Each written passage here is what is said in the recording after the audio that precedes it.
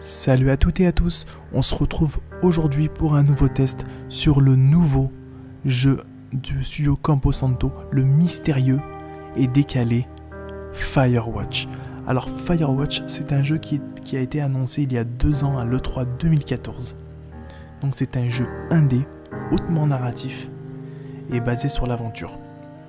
Il faut savoir qu'il a été repoussé une première fois, à la base il devait sortir en 2015.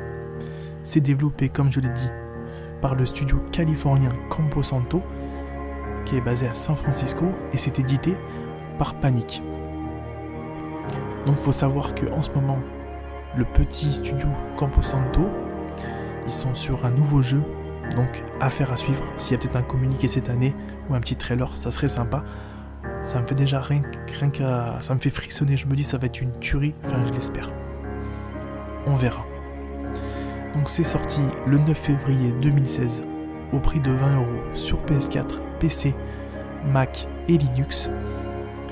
Donc faut savoir que chez Camposanto, le petit studio, on va dire indépendant, il y a quand même des grosses pointures. Donc 2 acteurs majeurs, on va dire des jeux vidéo et des séries surtout, en fait tels que Cissy Jones et Rich Schumer. L'une vient de la série The Walking Dead, de chez Telltale et de Life is Strange, et l'autre de chez Mad Men, donc une série quand même qui est connue, qui est regardée par beaucoup de monde, et ça cartonne quoi. Mais il y a aussi des personnes venant de différents studios, tels que Brutal Legend, Gone Home, Ori et BioShock 2. Bah, autant dire qu'il y a quand même du très très lourd chez Camposanto. Et c'est ce qui fait en fait Firewatch un jeu unique avec sa propre identité et ses différentes influences. Donc il faut savoir que dans ce jeu vous allez retrouver notamment des petits hommages en fait à des jeux comme Gone Home, Bloodborne, Metal Gear Solid ou encore The Last of Us, pour ne citer que. Voilà, vous allez retrouver pendant votre immersion, on va dire, des petits objets dans la map. Il faut savoir que c'est une map qui est semi-ouverte, donc c'est pas non plus ouverte partout, donc voilà. Vous allez retrouver quelques petits objets un peu de partout, dans des casiers, dans des tours, enfin vous allez voir. Je ne vais pas trop vous en dire, vous allez découvrir par vous-même. Donc au niveau du style de jeu, donc c'est un jeu hautement narratif et il est basé, on va dire, sur l'aventure. Donc on y incarne Henry, donc c'est un garde forestier quadragénaire qui souhaite en fait fuir ses problèmes, on va dire personnels, en étant garde forestier pendant la saison d'été, des campings et des barbecues. Donc je vais pas trop vous spoiler l'histoire, mais en gros c'est ça. Donc en fait il suit un petit peu son quotidien, juste en fait pour fuir les problèmes, on va dire, relationnels qu'il a avec sa femme, parce que sa femme en fait souffre de dépression et de démence, donc il a envie de fuir son quotidien et on va dire se réfugier et s'isoler en tant que garde forestier dans la nature, au milieu de la faune et de la flore, et il a bien raison. Donc autrement il allait craquer, il allait péter un câble. Donc voilà, donc du coup on va dire ça parle de ça. Donc où ça se passe? Ça se passe dans l'état du Wyoming, donc c'est dans l'est des États-Unis. Il faut savoir que le Wyoming c'est une des régions les plus montagneuses au monde. Donc c'est pour ça que dans le jeu vous avez beaucoup de canyons, beaucoup de petits, beaucoup de forêts avec des gros sapins, voilà, il y a vraiment des gros parcs. Donc vous allez voir dans le jeu, on y ressent on y ressent vachement dans le jeu quoi. Donc sa principale mission en fait c'est de surveiller les départs de feu. Depuis sa tour, il est signalé par talkie-walkie à sa superviseure Delilah. Donc c'est sa supérieure dans le jeu, un des personnages avec qui vous allez communiquer. Voilà, je vous en dis pas plus. Vous découvrirez par vous-même. Donc au niveau du gameplay, en dehors de quelques interactions avec le décor, on passe plus le temps, on va dire, à se balader et à communiquer. Donc ça reste quand même un gameplay assez simple, pas trop riche, mais par contre le level design est super bien fait, je trouve qu'il est très intelligent, donc c'est très bien fait. Donc vous allez pouvoir faire 2-3 petits trucs, mais ça reste quand même un jeu à la base très simple. Voilà. Donc au niveau de l'ambiance et des graphismes, donc il y a une direction artistique qui est au top, hein, franchement. Le jeu me rappelle Team Fortress 2 par son aspect cartoon, mais pas trop non plus. Des effets de lumière hypnotiques et des graphismes ultra réalistes et somptueux. Magnifique, de belles animations très soignées.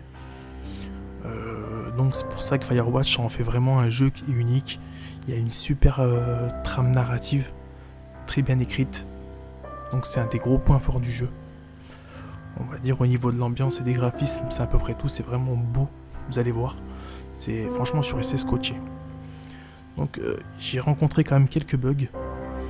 Donc j'ai rencontré des chutes de framerate, des ralentissements, ça saccadait un petit peu, et un petit peu clipping. Voilà, donc c'est dommage un petit peu, il y a des problèmes techniques. J'espère que Campo Santo sortiront un petit patch pour résoudre tout ça, quoi.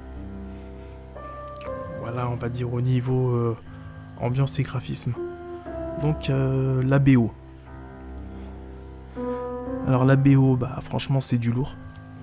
C'est une bande son très réussie.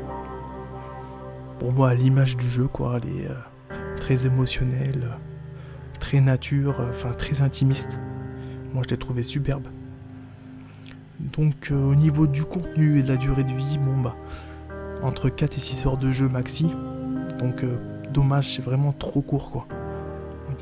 Quand on a fini l'expérience, on en demande encore, on se dit ah mais c'est déjà terminé. Et oui, c'est déjà terminé. Donc pour moi c'est vraiment trop court. On aurait voulu rajouter 1 ou 2 heures de plus, limite pour une histoire nous faire vraiment monter au 7e ciel, mais c'est dommage. Mais on verra dans la prochaine production, peut-être que ce sera un peu plus long leur prochain jeu, en tout cas je l'espère. Donc c'est tout. Donc c'est au prix de 20 € comme je vous ai dit. Donc pour moi le prix est un peu cher. Donc ça manque vraiment de contenu. Voilà, 20 €, je trouve que c'est pas donné pour ce jeu. On aurait pu le mettre à 10 ou 15 €, ça suffisait largement. Mais bon, après des fois il faut mieux comme on dit, la qualité que la quantité. Mais bon, voilà. Mais ça reste quand même un petit peu cher. Donc conseiller le jeu, oui je le conseille. Mais je le conseille en fait à des gamers, on va dire, plus avertis. C'est plus à des gens, on va dire, qui veulent faire des expériences plutôt vidéoludiques, vraiment uniques, parce que c'est pas des jeux, comment dire, c'est pas comme des AAA.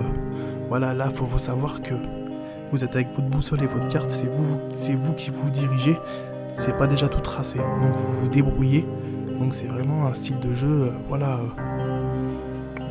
va pas dire qu'on peut le conseiller à tout le monde, mais c'est vraiment un jeu qui est particulier. Mais c'est un jeu quand même à découvrir.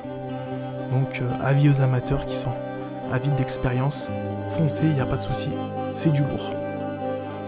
Donc au niveau des points positifs et des points négatifs, donc au niveau des points positifs, la direction artistique, qui est très soignée, un jeu unique, donc deuxième point, une BO sublime, un très bon jeu d'acteur, très bien écrit. Donc voilà, la trame narrative, quoi, vraiment bien écrite. C'est pour ça que ça reste vraiment un des gros points forts du jeu. Donc au niveau des points positifs, il y en a pas mal quand même. Donc c'est ça qui est important à retenir dans le jeu. Franchement, c'est du très lourd. C'est pour ça, il ne faut pas trop hésiter. Des fois, on se dit, ouais, le jeu... Non, franchement, il y a vraiment des gros points positifs. Donc, bien sûr, il y a des points négatifs. Et il faut savoir que le jeu est que en anglais. Donc, il n'y a pas de traduction, on va dire, dans le jeu. Donc soit faut être un petit peu bilingue, soit faut avoir quelques notions. Mais je conseille en fait de pas faire le jeu pour l'instant pour ceux qui ne connaissent pas l'anglais, enfin qui comprennent pas l'anglais, parce que vous allez gâcher complètement votre expérience. Donc attendez, apparemment Campo Santo, ils ont fait un communiqué, ils vont sortir très très prochainement les sous-titres et la traduction.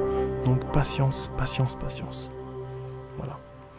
Donc faut savoir aussi qu'il n'y a pas de version en boîte comme une Ravel, hein. C'est du démat. Donc voilà. Attendez-vous pas à avoir on va dire de version boîte. Donc pour moi, un point négatif, il y a quelques bugs quand même, donc du framerate, du clipping et ça saccade et du ralentissement. J'espère que Firewatch fera le nécessaire, on va dire, pour arranger tout ça.